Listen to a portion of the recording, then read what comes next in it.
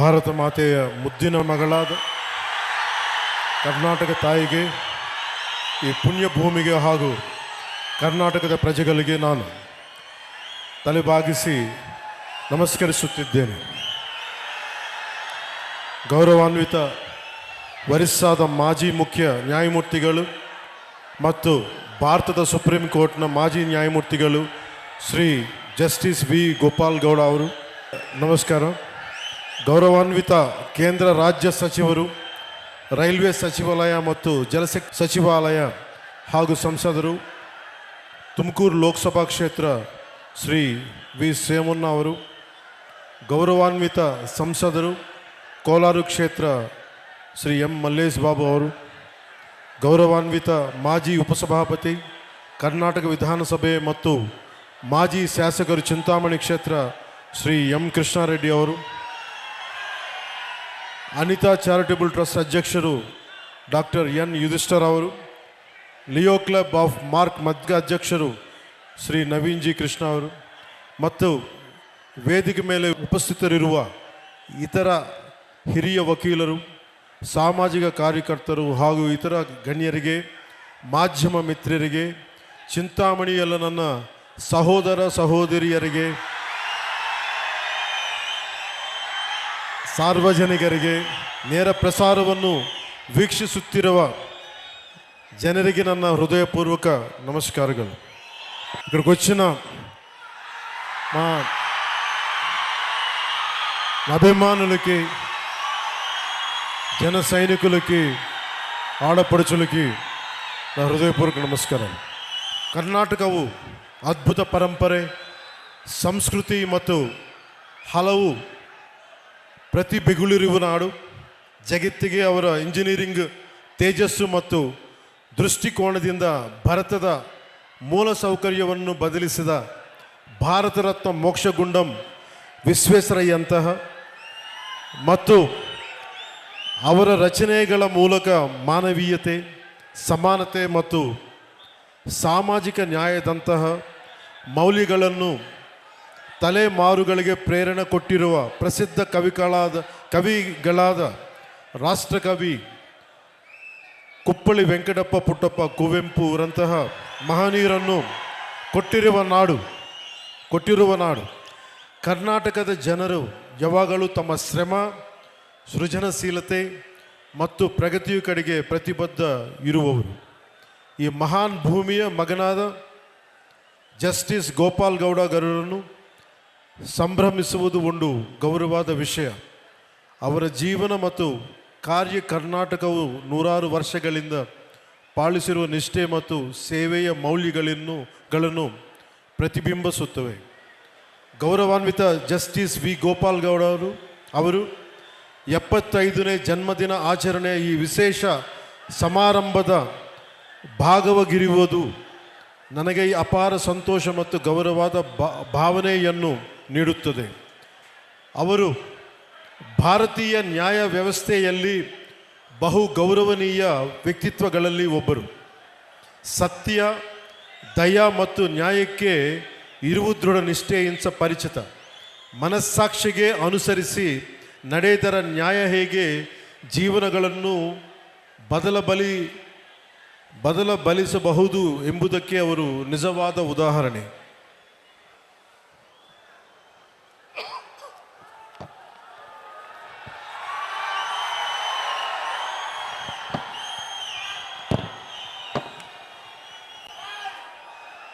ఒక వ్యక్తి తన జీవితాన్ని ఎలా జీవించాలి, పదవిలో ఉన్నప్పుడు తన శక్తిని ఎవరి కోసం ఉపయోగించాలి, పదవి దిగాక కూడా తన గళం ఎవరి కోసం వినిపించాలన్న ప్రశ్నకు సమాధానం మన కళ్ళ ముందే నిలబడిన ఒక వ్యక్తి రూపంలో ఉంది.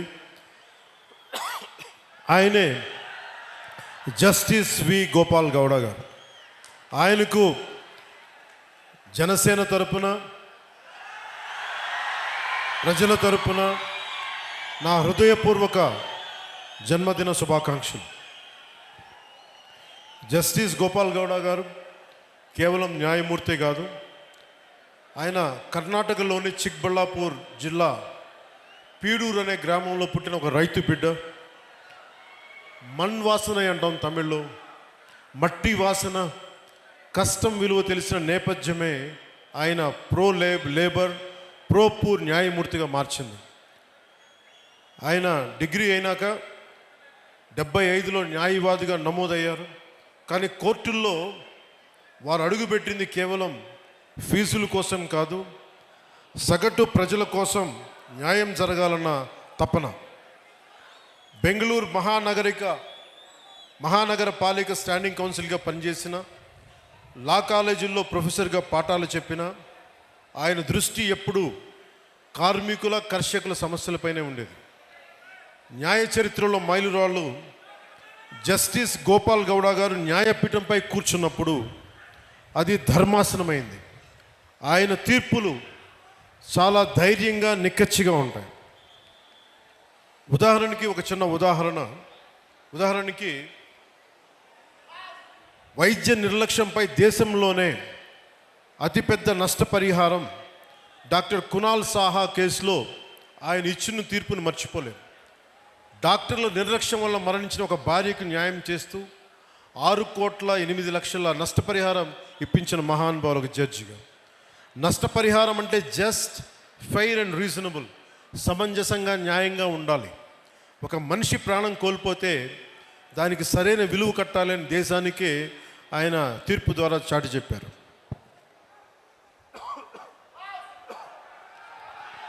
కార్మికుడికి రక్షణ, ఒక హైకోర్టు తీర్పును కొట్టివేస్తూ కార్మికుడికి అక్రమ తొలగింపునకు పరిహారం బదులు ఉద్యోగం పునరుద్ధరణ, రీఇన్స్టేట్మెంట్ తప్పనిసరి అని తేల్చి చెప్పారు. కార్మికుడికి ఉద్యోగం అంటే కేవలం జీతం కాదు, అది అతని గౌరవం, అతని భద్రత నిరూపించారు. రైతు భూముల్ని ఒక రక్షకులు వారు. పాత చట్టాల పేరుతో రైతులు భూముల్ని లాక్కోవటం ఎంతవరకు ధర్మం? భూసేకరణ చట్టం 2013లోని సెక్షన్ 24 పారాగ్రాఫ్ 2ను పటిష్టంగా అమలు చేస్తూ 5 ఏళ్లుగా పరిహారం చెల్లించని రైతుల భూములను అక్విజిషన్ ల్యాప్స్ చేసి తిరిగి వారికి అప్పగించారు. రైట్ టు లైఫ్ అంటే జీవించే హక్కు అంటే జీవనోపాధి అని, రైట్ టు లైవ్లీహుడ్ అని ప్రభుత్వాలకి చాలా సున్నితంగా హెచ్చరించారు. అలాగే నాకు ప్రత్యేకించి జనసేన సిద్ధాంతాలకి ఆయన చాలా బలమైన సపోర్టర్, బలమైన మద్దతుదారు. జస్టిస్ గోపాల్ గౌడ గారు అంటే కేవలం రిటైర్డ్ సుప్రీంకోర్టు జడ్జి కాదు, ఆయన నేటికి ఏ పాలకుల్లో ఏ తప్పులు ఉన్నా కానీ రాజ్యాంగ ఉల్లంఘనలపై నిర్భయంగా గళమెత్తుతున్న ఒక నిత్య పోరాట యోధులు. ఆయన జనసేన సిద్ధాంతాలను, విలువలను ఎంతో గౌరవిస్తారు. అందుకే చాలా పరిస్థితుల్లో మేము చేసిన పోరాటాల్లో ఆయన పాలు పంచుకున్నారు. భూసేకరణ చట్టంపై కావచ్చు, నల్లమల యురేనియం తవ్వకాలు కావచ్చు, అలాంటి సమావేశాలు ఆయన ఇచ్చిన దిశానిర్దేశం మా పోరాటానికి బలం.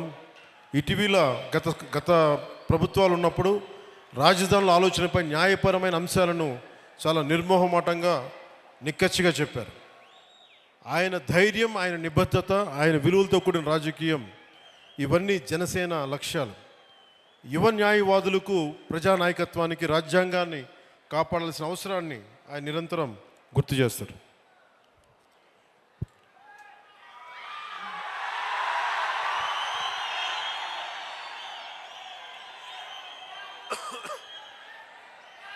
జస్టిస్ గోపాల గౌడ గారికి నాకు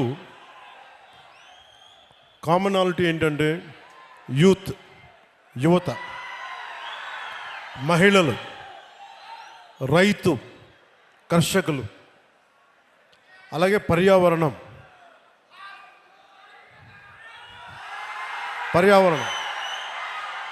ఇవన్నీ మేమిద్దరం మాట్లాడుకున్నప్పుడల్లా ఆయన రెగ్యులర్గా, నేను ఉప ముఖ్యమంత్రి అయిన తర్వాత కూడా నాకు ఫోన్ చేసి ఆయన శుభాశీస్సులు తెలిపారు, శుభాకాంక్షలు తెలియజేశారు.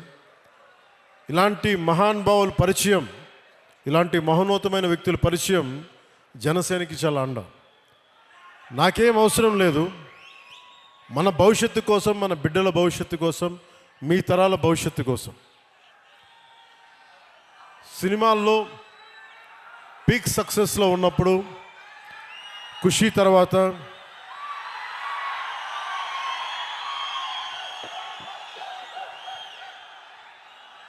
నేను ఒకటే ఆలోచించాను. సినిమాల్లో మాట్లాడటం ఒక విధానం అయితే 2-3 గంటలు ఎంటర్టైన్మెంట్ అయిపోద్ది. కానీ ఆ స్ఫూర్తి జీవితంలో తీసుకుంటే ఎలా ఉంటుందని 2000 ఆలోచిస్తే ఈరోజు కొద్దిగా ఫలితం చూస్తున్నాం. ఆ ఫలితం, ఆ థాట్ వెనక, ఆలోచన వెనక ముఖ్య ఉద్దేశం భారతదేశంలోని యువతకి, మన దక్షిణ భారతంలోని యువతకి మనం ఎంత నిలబడగలం, ఆ ఒక్క ఆలోచనే నన్ను రాజకీయాల్లోకి పట్టుకొచ్చింది. అలా రాజకీయాల్లోకి వచ్చినప్పుడు గోపాల్ గౌడ గారు లాంటి వ్యక్తులు నిరాశ నిస్పృహతో ఉన్నప్పుడు, ఓడిపోయినప్పుడు నా భుజం తట్టి నువ్వు బలంగా ఉండు, మంచి రోజులు వస్తాయని చెప్పిన బలమైన వ్యక్తి నాకు.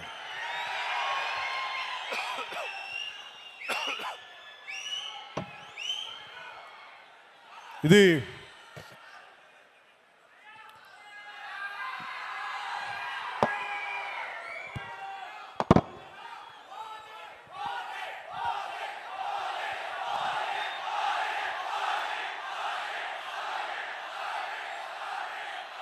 ఈ సందర్భంలో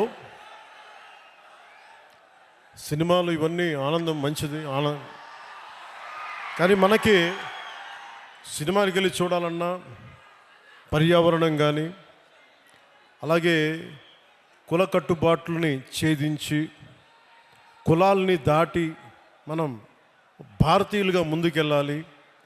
ఇలాంటివన్నీ కూడా నాకు గోపాల్ గౌడ గారి సంభాషణలు దొర్లుతూ ఉంటాయి. అలాగే ఇక్కడికి రాగానే చాలామంది పెద్దలంతా మాట్లాడారు, ఇక్కడ మనకి నీటి సమస్య ఉందని. పెన్నార్ మరియు పలార్ నదీ పరివాహక ప్రాంతం మీద 10,000 చదరపు కిలోమీటర్ల వరకు విస్తరించి ఉంది మన పూర్వపు కోలార్ ప్రాంతం. ఒకప్పుడు ఇది సిటీ ఆఫ్ లేక్స్, సరస్సుల నగరంగా పేరుగాంచిన బెంగళూరుకి దగ్గరలో ఉన్న ఈ కోలార్ ప్రాంతంలో దాదాపు 5,000 పైగా చెరువులు ఉన్నాయి. ఈ ప్రాంతం మన దక్షిణాసియా ఖండంలోనే ఎక్కువగా సరస్సులు, చెరువులు కలిగి ఉన్న ప్రాంతం. ఇది మన పూర్వీకులు, మధ్యయుగ పాలకులు నీటి సంరక్షణ, నీటి పరివాహక నిర్వహణ వారికి ఉన్న అపార విజ్ఞానానికి నిదర్శనం.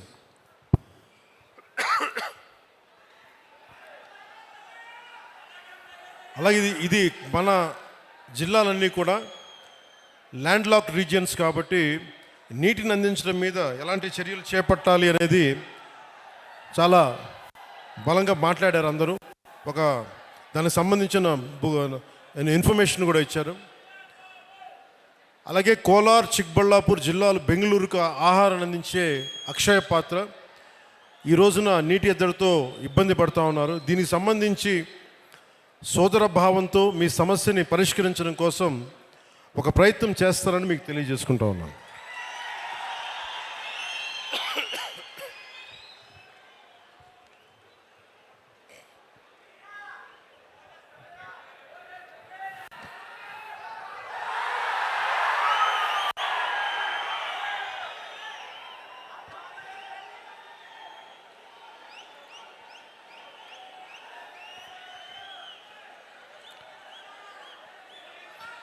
ಆಂಧ್ರಪ್ರದೇಶ ಸೀಮೆ ಹತ್ತಿರದ చింతామణి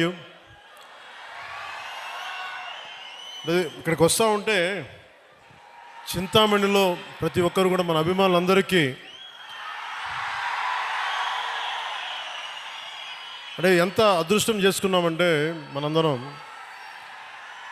మీ అందరి అభిమానం, మీ అందరి ప్రేమ ఒక మహోన్నతమైన న్యాయమూర్తి 75వ సంవత్సరం పుట్టినరోజుకి మనం అందరం వచ్చి మీ శుభాకాంక్షలు, మీ ఆశీస్సులు ఆయనకి నిండుగా ఉన్నందుకు చాలా చాలా ఆనందంగా ఉంది. ಆಂಧ್ರಪ್ರದೇಶ ಸೀಮೆ ಹತ್ತಿರದ చింతామಣಿಯ ಈ ನಗರದಲ್ಲಿ ಇಂದು ಇರುವುದು నాకు ಗೌರವವಾದ ವಿಷಯ. ಇದು ನಮ್ಮ ಸಮಾನ ಮೌಲ್ಯಗಳು ಮತ್ತು ಆಳವಾದ ಸಂಬಂಧಗಳನ್ನು ಪ್ರತಿನಿಧಿಸುತ್ತದೆ. ಆಂಧ್ರಪ್ರದೇಶ ಮತ್ತು ಕರ್ನಾಟಕದ ಸಂಬಂಧ ಪರಸ್ಪರ ಗೌರವ ಮತ್ತು ದಶಕಗಳ ಸ್ನೇಹ ಮತ್ತು ಸಹಕಾರದ ಮೇಲೆ ಬಲವಾಗಿ ನಿಂತಿದೆ.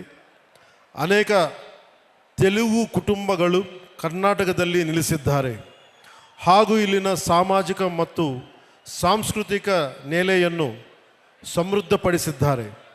ಹಾಗೆಯೇ ಆಂಧ್ರ ಪ್ರದೇಶನಲ್ಲಿ ಅನಂತಪುರ್, ಶ್ರೀ ಸತ್ಯಸಾಯಿ ಮತ್ತು ಕರ್ನೂಲ್ ಜಿಲ್ಲೆಗಳಲ್ಲಿ 57 ಕನ್ನಡ ಮಾಧ್ಯಮ ಶಾಲೆಗಳಿವೆ.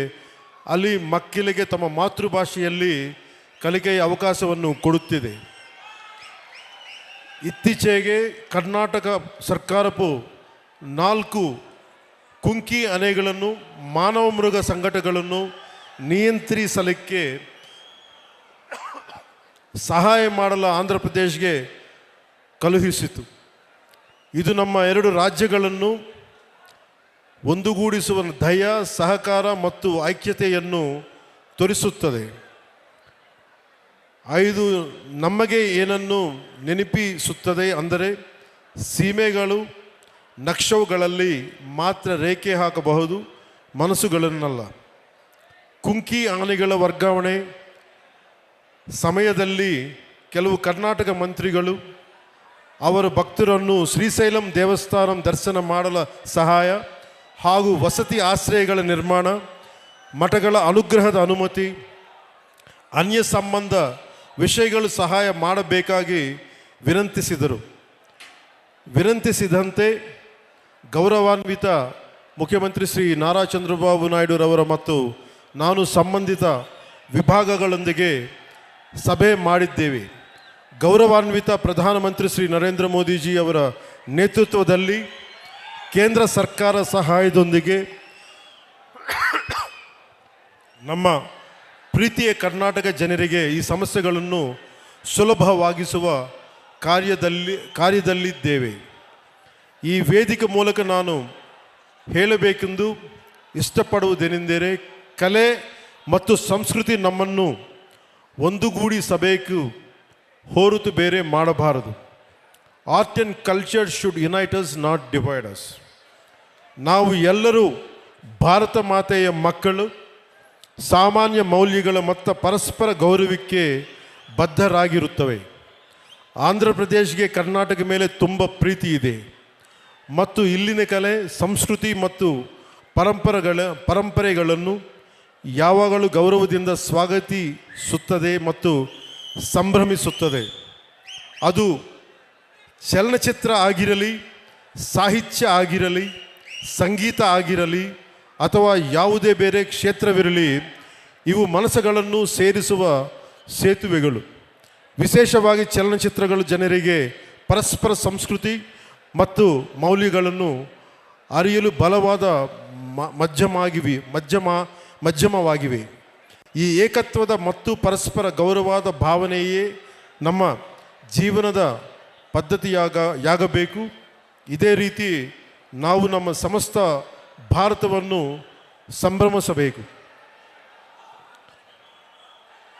ಜಸ್ಟಿಸ್ ಗೋಪಾಲಗೌಡ ಅವರಿಗೆ 75ನೇ ಜನ್ಮದಿನದ ಹೃದಯಪೂರ್ವಕ ಶುಭಾಶಯಗಳು. ಇಂದಿನ ಸಂಭ್ರಮ ಕೇವಲ ಅವರ ಜೀವನದಲ್ಲಿ ಒಂದು ಮೈಲಿಗಲ್ಲದೆ, ಇದು ಅವರ ನಂಬಿರುವ ಆದರ್ಶಗಳಿಗೆ ಕೊಡುವ ಒಂದು ಗೌರವ ವಂದನೆಯಾಗಿದೆ. ಇತರರಿಗಾಗಿ ಬದುಕುವುದು ಮತ್ತು ನ್ಯಾಯಕ್ಕಾಗಿ ನಿಲ್ಗುವುದರಲ್ಲಿ ನಿಜವಾದ ಶ್ರೇಷ್ಠತೆ ಅಡಗಿದೆ ಎಂದು ಅವರ ಜೀವನ ನಮಗೆ ನೆನಪಿಸುತ್ತದೆ. ಅವರಿಗೆ ಉತ್ತಮ ಆರೋಗ್ಯ ಮತ್ತು ಸಮೃದ್ಧಿಯನ್ನು ಆಶಿಸುತ್ತೇನೆ.